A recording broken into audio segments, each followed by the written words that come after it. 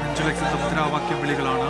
Red salute V S എന്ന അവിടെ party പ്രവർത്തകർ മുദ്രാവാക്യം വിളിക്കുന്നുണ്ട്. വിലാപയാത്ര ആലപ്പുഴയിലേക്കുള്ള യാത്രയിലാണ്. ഇപ്പോൾ ന്യൂസ് ഡെസ്കിൽ നിന്ന് ദിലീപ് കുമാർ ഇപ്പോൾ ചേരുന്നുണ്ട്. ദിലീപ്, ഇങ്ങനെയല്ലാതെ എങ്ങനെയാണ് വി എസിന് നാടൊരു യാത്രയപ്പ് നൽകുക അല്ലേ?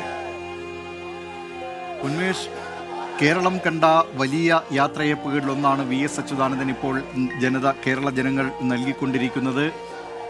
വിലാപയാത്ര ആരംഭിച്ച് ഏതാണ്ട് ഇപ്പോൾ 2.5 മണിക്കൂർ പിന്നിടുകയാണ്. എന്നിട്ടും ഇപ്പോഴും തിരുവനന്തപുരം നഗരം പിന്നിട്ടിട്ടില്ല എന്ന് തന്നെ പറയാം. ഇപ്പോഴും ഉള്ളൂർ കഴിഞ്ഞതേയുള്ളൂ ഈ വിലാപയാത്ര. ഇനിയും എത്രയോ ദൂരം താണ്ടേണ്ടതുണ്ട് ആലപ്പുഴയിൽ എത്തണമെങ്കിൽ.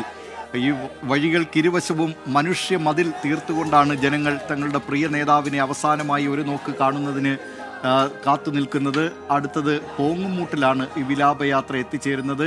ഓരോ പോയിന്റിലും എത്രയോ ആളുകളാണ്, ഒരു വലിയ ജനസാഗരമാണ് അവിടെ വി എസ് അച്യുതാനന്ദൻ എന്ന തങ്ങളുടെ പ്രിയപ്പെട്ട നേതാവിനെ കാണുന്നതിന് അന്ത്യാഭിവാദ്യം അർപ്പിക്കുന്നതിനായി എത്തിച്ചേർന്നിരിക്കുന്നത്.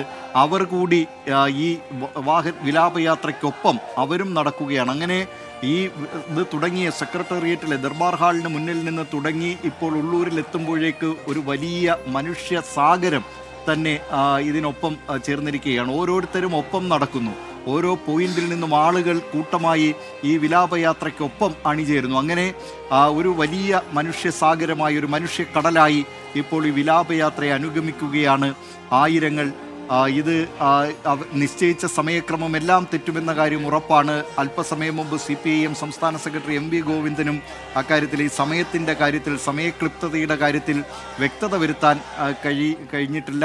അദ്ദേഹവും ഇനി എപ്പോൾ എത്തിച്ചേരും, അപ്പോൾ മാത്രമേ അങ്ങനെ അവിടെ ആ സമയം നമുക്ക് പറയാൻ കഴിയൂ എന്ന നിലപാടാണ് സംസ്ഥാന സെക്രട്ടറിയും സ്വീകരിച്ചത്. കാരണം ഓരോ പോയിന്റുകൾ നേരത്തെ CPIM നിശ്ചയിച്ചിരുന്നു. പക്ഷേ ആ പോയിന്റുകൾക്കപ്പുറത്തേക്ക് ആളുകൾ ഈ റോഡിൻ്റെ ഇരുവശവും തിങ്ങി നിറഞ്ഞു നിൽക്കുകയാണ് വി എസിന് അവസാനമായി ഒരു നോക്ക് കാണുന്നതിനായി, കേരളത്തിൽ പോരാട്ടങ്ങൾക്ക് ഊർജം പകർന്ന നേതാവിനെ കാണുന്നതിനായി. കൊടുങ്കാറ്റ് കണക്കെ നിലപാടുകളും അതോടൊപ്പം തന്നെ കൊടുങ്കാറ്റ് കണക്കെ ആവേശവും നൽകിക്കൊണ്ട് ജനങ്ങളെ നേരിൻ്റെ പക്ഷത്തേക്ക് നിർത്തുന്നതിന് വേണ്ടി, ശരിയായ നിലപാടുകളിലേക്ക് നയിക്കുന്നതിന് വേണ്ടി വി എസ് അച്യുതാനന്ദൻ നടത്തിയിട്ടുള്ള പ്രവർത്തനങ്ങൾ, ആ പ്രവർത്തനങ്ങൾക്കുള്ള അംഗീകാരം കൂടിയാണ്. അത്തരത്തിൽ കേരള ജനത വി എസ് എന്ന ആ 2 അക്ഷരം മറക്കില്ല. ഇനിയിപ്പോൾ വി എസ് ഇല്ലാത്ത കേരളമാണ്. ആരാണിനി തെറ്റുകൾക്കെതിരെ ശബ്ദമുയർത്താൻ കഴിയുന്നത്? ആർക്കാണ് ഇങ്ങനെ കഴിയുക? ആരാണ് ഇനി അനീതിക്കെതിരെ വിരൽ ചൂണ്ടാൻ കഴിയുന്ന ഒരു നേതാവ് എന്ന നിലയിൽ കേരളം ഉറ്റുനോക്കുന്നുണ്ട്. ഏതായാലും വി എസ് നടത്തിയിട്ടുള്ള ആ പോരാട്ടങ്ങൾ വി എസിൻ്റെ ജീവനുള്ള കാലത്തോളം ആ നിലപാടിൽ ഉറച്ചു നിൽക്കുകയും ശരിയെന്ന് തോന്നുന്ന നിലപാടുകൾക്കൊപ്പം, അത് പ്രകൃതി, പരിസ്ഥിതി തുടങ്ങി എല്ലാ വിഷയങ്ങളിലും വി എസ് സ്വീകരിച്ചിട്ടുള്ള നിലപാടുകൾ, ആ നിലപാടുകളുടെ പിന്തുടർച്ച ഇനി ആരാണ് ഏറ്റെടുക്കുക എന്നതൊക്കെ ഇനി കേരളം ഉറ്റുനോക്കുന്നുണ്ട്. ഇപ്പോൾ തന്നെ റോഡിന് ഇരുവശവും ഒരു വലിയ വലിയ മനുഷ്യ മതിലുകൾ എന്ന് തന്നെ പറയാം. തിരുവനന്തപുരത്ത് സെക്രട്ടേറിയറ്റിന് മുന്നിൽ നിന്ന് ആരംഭിച്ച ഈ വിലാപയാത്ര കടന്നു വരുന്ന റോഡിന് ഇരുവശവും മനുഷ്യ മതിലായി മാറിയിരിക്കുകയാണ്. മനുഷ്യർ അങ്ങനെ ഒരു വലിയ കടൽ പോലെ കൂടി നിൽക്കുകയാണ് വി എസിനെ അവസാനമായി ഒരു നോക്ക് കാണുന്നതിന്. ഇതിൽ CPIMൻ്റെ പ്രവർത്തകരുണ്ട്, അവരുടെ നേതാക്കളുണ്ട്, പ്രാദേശിക നേതാക്കളുണ്ട്, പ്രവർത്തകരുണ്ട്. അതിനപ്പുറത്ത് വി എസിനെ സ്നേഹിക്കുന്ന ഒരു വലിയ മനുഷ്യ സഞ്ചയമുണ്ട്. അവരൊക്കെ വി എസിനെ അവസാനമായി കാണുന്നതിന് വേണ്ടി കാത്തു നിൽക്കുകയാണ്. മണിക്കൂറുകളോളം കാത്തു നിൽക്കുകയാണ് ഈ വലിയ ജനക്കൂട്ടം. കാരണം നേരത്തെ നിശ്ചയിച്ചിരുന്ന സമയക്രമമല്ല ഇപ്പോൾ ഈ വിലാപയാത്ര കടന്നു പോകുന്ന സമയക്രമം എന്നത് പ്രത്യേകം ശ്രദ്ധിക്കണം. അതുകൊണ്ട് തന്നെ ആ വിലാപയാത്ര നേരത്തെ നിശ്ചയിച്ചിരുന്നത് 2 മണിക്ക് തിരുവനന്തപുരം സെക്രട്ടേറിയറ്റിൽ നിന്ന് തുടങ്ങുന്നതാണ്. അരമണിക്കൂർ വൈകിയാണ് വിലാപയാത്ര ആരംഭിച്ചത്. പക്ഷേ ഇപ്പോഴും ഈ തിരുവനന്തപുരം നഗരത്തിൽ തന്നെയുള്ള പോങ്ങുമൂട്ടിലേക്ക് ഈ ജാഥ എത്തിച്ചേരുന്നതേയുള്ളൂ. ഉള്ളൂർ പിന്നിട്ടതേയുള്ളൂ അല്പസമയം മുമ്പ്.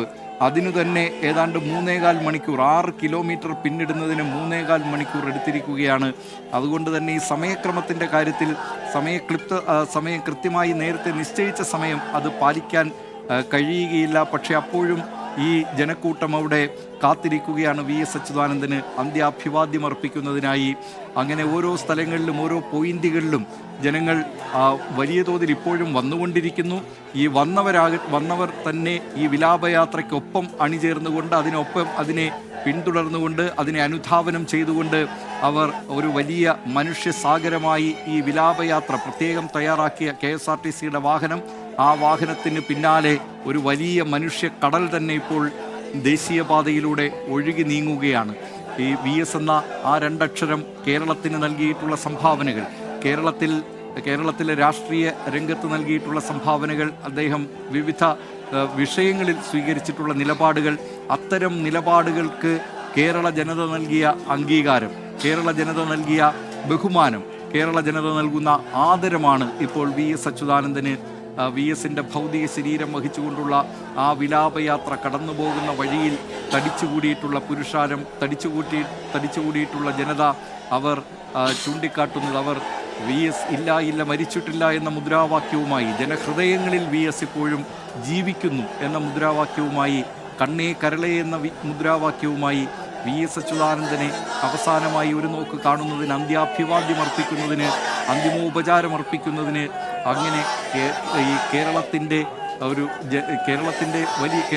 വലിയ ജനസമൂഹമാണ് ഇപ്പോൾ ഈ ദേശീയ പാതയുടെ വീഥികളിലൂടെ ഒഴുകി നീങ്ങിക്കൊണ്ടിരിക്കുന്നത്.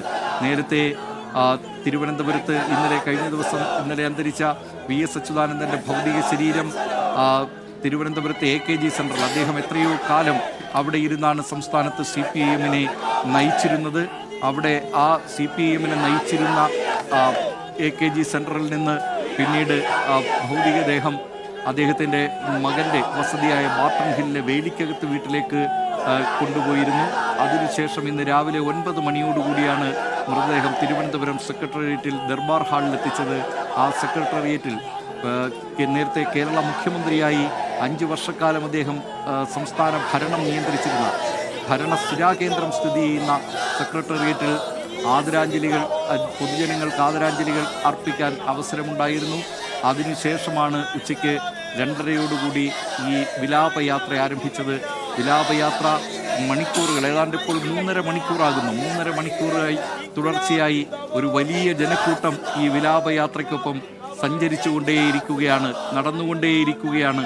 അവർ എത്ര ദൂരം ഈ വിലാപയാത്രയ്ക്കൊപ്പം ഉണ്ടാകുമെന്നറിയില്ല, പക്ഷേ അവർ ഇപ്പോഴും നടന്നുകൊണ്ടേയിരിക്കുന്നു. VS അച്യുതാനന്ദൻ എന്ന ആ മഹാമനുഷ്യൻ്റെ ഭൗതികദേഹം വഹിച്ചുകൊണ്ടുള്ള ആ വാഹനത്തിനൊപ്പം അവരും അങ്ങനെ നടന്നുകൊണ്ടേയിരിക്കുകയാണ്. അവരും അത്തരം VSനെ കുറിച്ചുള്ള ഓർമ്മകൾ, VSന്റെ സമരാവേശങ്ങൾ, അതൊക്കെ ഓർത്തുകൊണ്ട് അവരിപ്പോഴും ആ വീഥിയിലൂടെ VS അച്യുതാനന്ദൻ എത്രയോ തവണ കടന്നുപോയിട്ടുള്ള, ഭരണപരമായി നിയന്ത്രിച്ചുകൊണ്ടിരുന്ന കാലത്ത് സംസ്ഥാന മുഖ്യമന്ത്രി എന്ന നിലയിൽ അതിനൊക്കെ എത്രയോ മുമ്പ് സംസ്ഥാനത്ത് CPIMന്റെ പ്രധാനപ്പെട്ട നേതാവെന്ന നിലയിൽ കടന്നുപോയിട്ടുള്ള ആ വഴിയിലൂടെ ഇപ്പോൾ VSന്റെ ഭൗതികദേഹം കടന്നു പോവുകയാണ്.